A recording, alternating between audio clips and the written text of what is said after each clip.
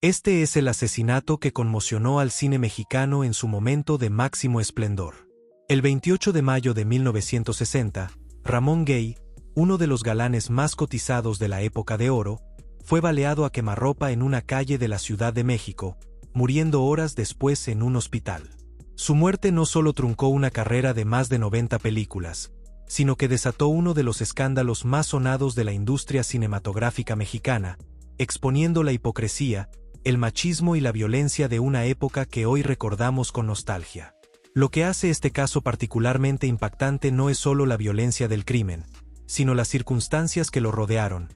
Una primera cita que terminó en tragedia, un asesino con múltiples amantes que mató por celos, una víctima culpabilizada por la sociedad y una sentencia judicial que hoy resultaría escandalosa. Esta es la historia completa de cómo una noche de mayo, la época de oro del cine mexicano perdió a uno de sus protagonistas más versátiles, y cómo ese crimen reveló las profundas contradicciones de la sociedad mexicana de 1960. Para entender este crimen, necesitamos ir a la noche del 27 de mayo de 1960.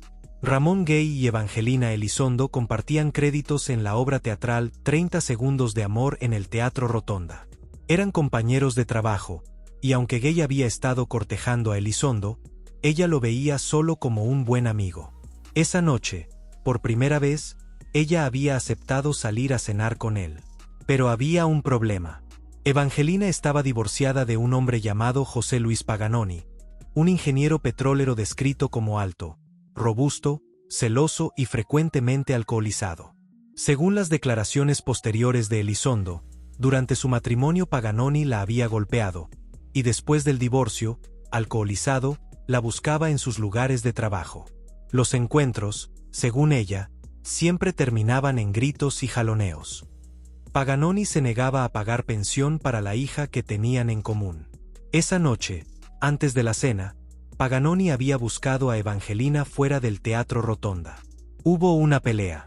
Ramón Gay, viendo la situación, la invitó a cenar. Ella aceptó. Fueron al Hotel Paseo, donde Gay ordenó riñones al jerez y Evangelina pidió un sándwich y vermú. Era, según todos los registros, su primera cita real. Después de cenar, alrededor de la 1:15 de la madrugada, regresaron al edificio donde vivía Ramón Gay, en la calle Río Rin número 59 Interior 60, esquina con Río Nazas, en la colonia Cuauhtémoc. Se quedaron platicando dentro del Dodge de Gay.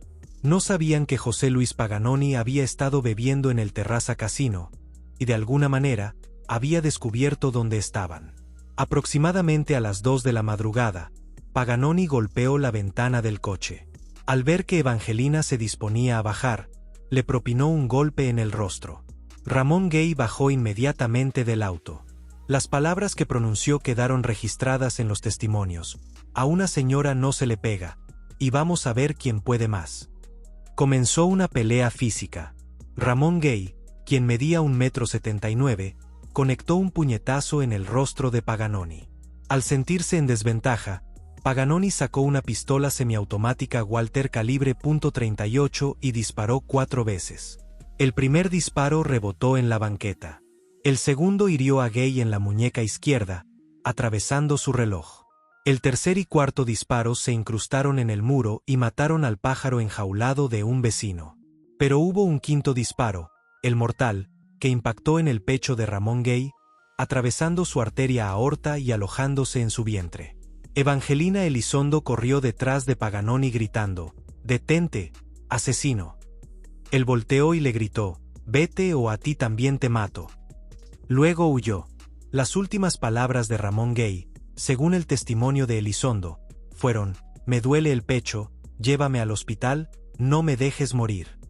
Ella quedó tirada al suelo por 15 minutos, gritando por ayuda, hasta que llegaron los vecinos y llamaron a la Cruz Roja. Gay fue trasladado al Hospital Rubén Leñero. Los médicos no pudieron detener la hemorragia masiva. A las 7 de la mañana del 28 de mayo de 1960, Ramón Gay falleció. Tenía 42 años. El periódico Últimas Noticias publicó una fotografía que se volvería icónica. Una enfermera cerrando la boca del actor, instantes después de que muriera víctima del balazo que le destruyó la arteria aorta. Pero ¿quién era el hombre que murió esa madrugada? Para entender el impacto de su muerte, necesitamos entender quién era Ramón Gay y por qué México entero, según las crónicas de la época, lloró su asesinato.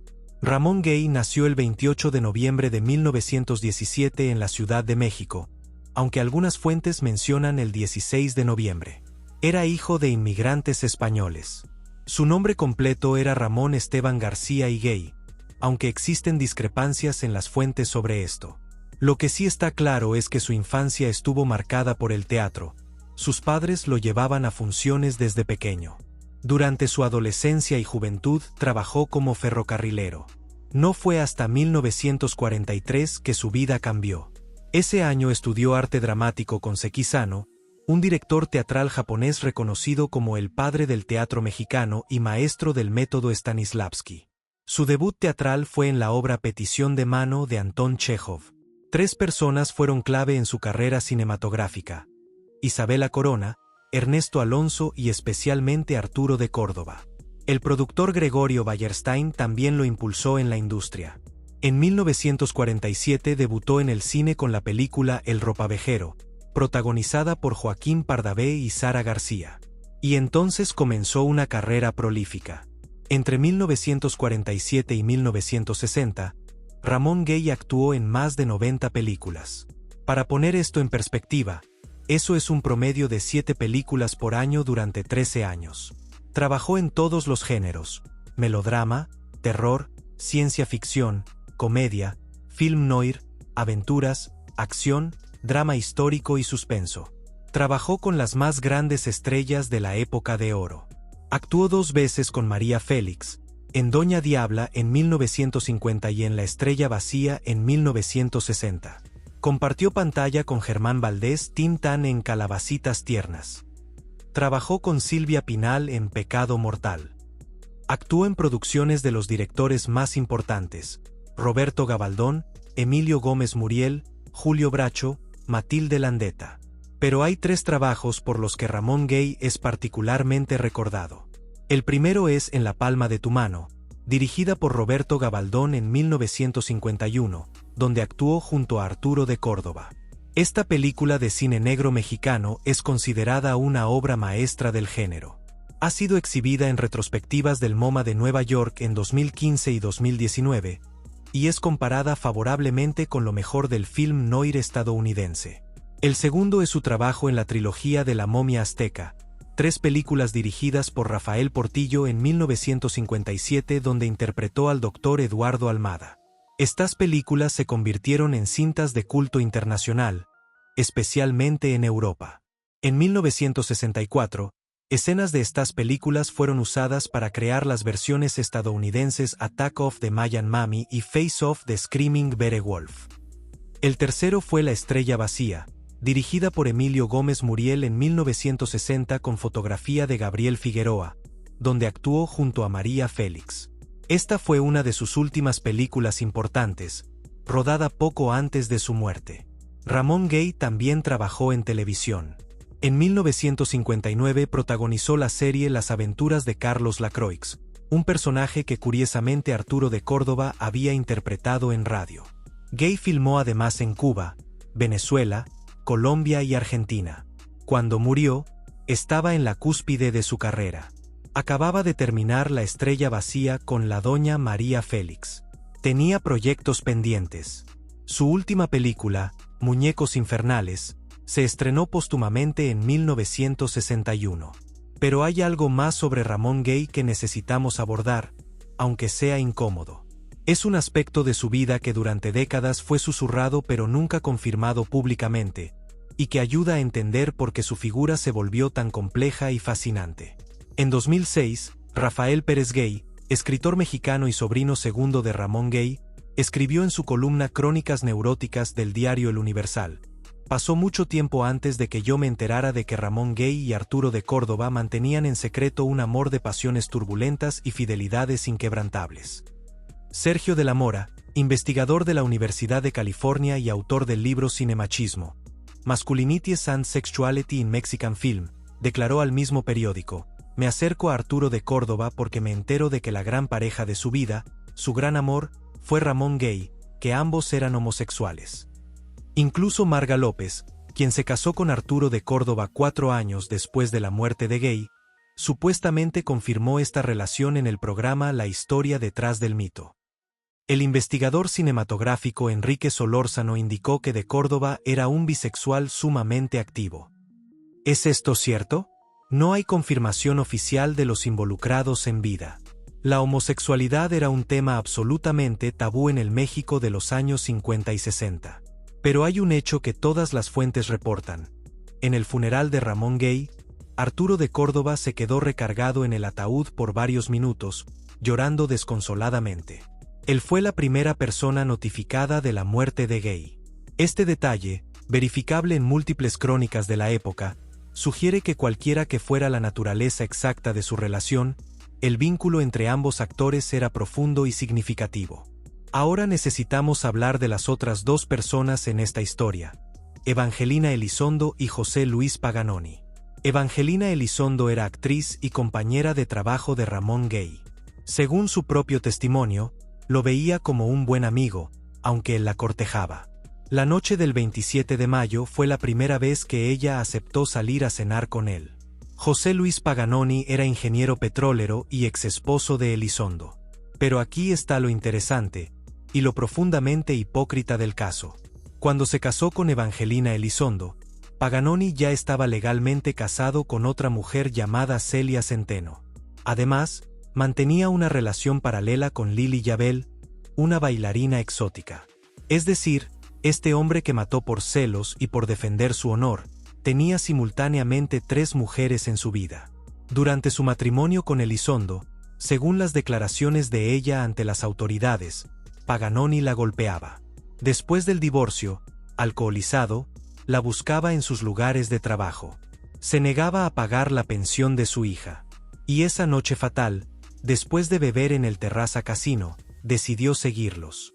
Después del asesinato, Paganoni huyó inmediatamente. Se escondió en Acapulco durante aproximadamente un mes.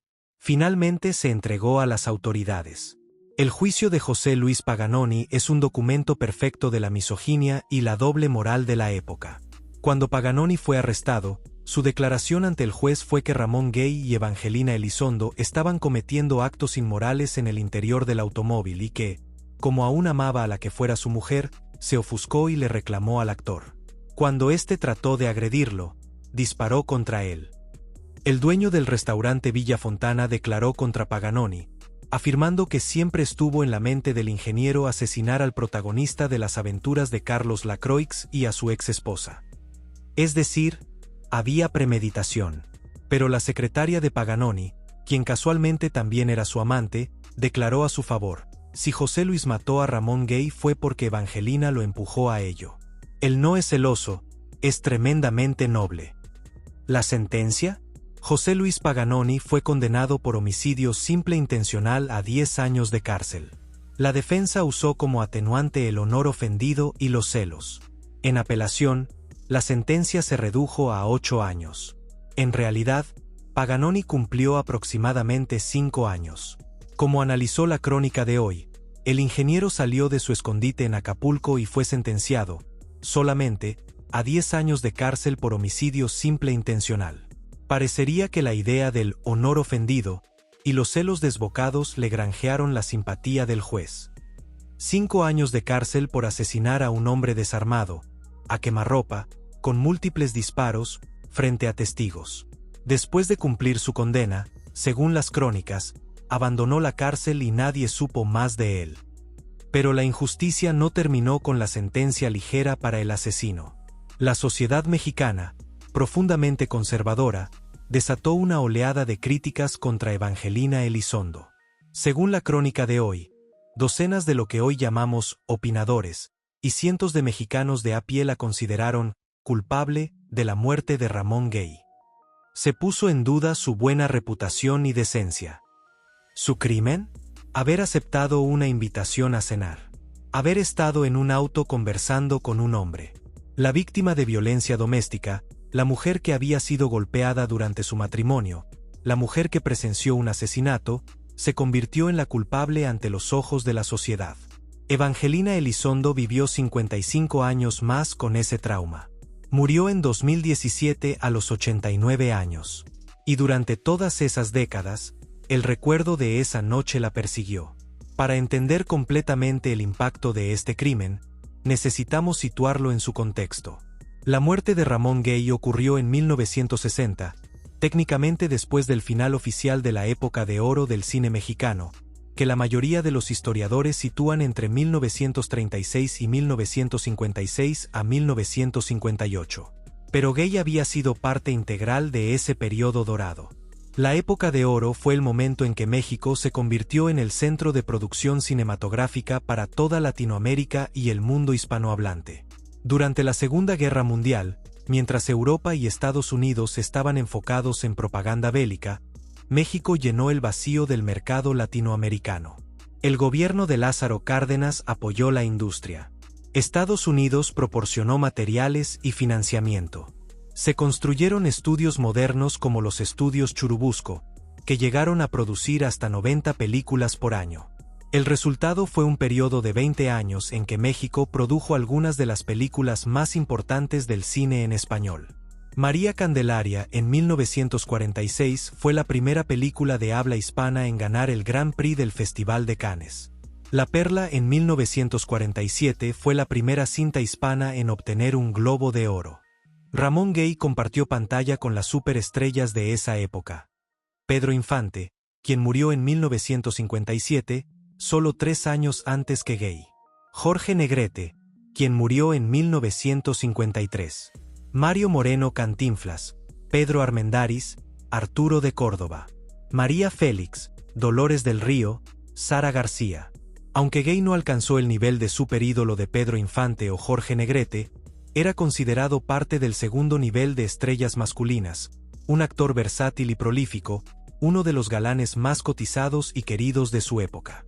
Y es importante mencionar algo más sobre esa noche del 27 al 28 de mayo de 1960. El asesinato de Ramón Gay no fue el único crimen pasional que sacudió a la industria del entretenimiento esas horas. Pocas horas después del asesinato de Gay, Agustín de Anda, prometido de la actriz Ana Berta Lepe, fue asesinado por el padre de ella. 2 actores, 2 crímenes por defender el honor, en menos de 24 horas. El funeral de Ramón Gay fue multitudinario. EcuRed reporta que centenares de personas acompañaron el cortejo hasta el Panteón Jardín. Fue sepultado en el Panteón Jardín de México, en San Angelín, en la alcaldía Álvaro Obregón de la Ciudad de México. Hoy, más de 6 décadas después, el nombre de Ramón Gay sigue siendo recordado, pero de una manera compleja. Sus películas se retransmiten en canales especializados en cine clásico mexicano. La trilogía de la momia azteca tiene estatus de culto internacional. En 2006, los estudios estadounidenses Psi/Eclipse lanzaron un box set conmemorativo de esa trilogía. Sus películas han sido restauradas por la Cineteca Nacional de México. Pero su nombre también es sinónimo de una tragedia que no tenía por qué ocurrir. Un hombre de 42 años, en la cúspide de su carrera, con más de 90 películas en su haber, muerto por defender a una mujer de un golpe. Un asesino con 3 mujeres simultáneas que mató por celos y honor ofendido, y recibió una sentencia de apenas 5 años. Una víctima secundaria, Evangelina Elizondo, culpabilizada por una sociedad que prefería juzgar a la mujer antes que al asesino. La historia de Ramón Gay es la historia de un talento interrumpido. Pero también es un espejo de la sociedad mexicana de 1960. Sus contradicciones, su machismo, su violencia normalizada, su doble moral. Es la historia de cómo se podía matar a un hombre desarmado y salir de la cárcel en 5 años si la excusa era defender el honor. Cuando vemos las películas de la época de oro con nostalgia, cuando recordamos ese periodo como una edad dorada del cine mexicano, es importante recordar también las sombras. Ramón Gay no murió en un accidente, ni de enfermedad, ni de vejez. Murió porque un hombre violento, con antecedentes de golpear mujeres, decidió que su exesposa no tenía derecho a cenar con otro hombre. Y la justicia le dio la razón con una sentencia irrisoria. El legado de Ramón Gay es doble. En la pantalla, Dejó más de 90 películas que documentan el esplendor del cine mexicano. Pero su muerte, y todo lo que la rodeó, también dejó un registro permanente de lo mucho que todavía faltaba por cambiar en la sociedad mexicana. Y quizá todavía falta.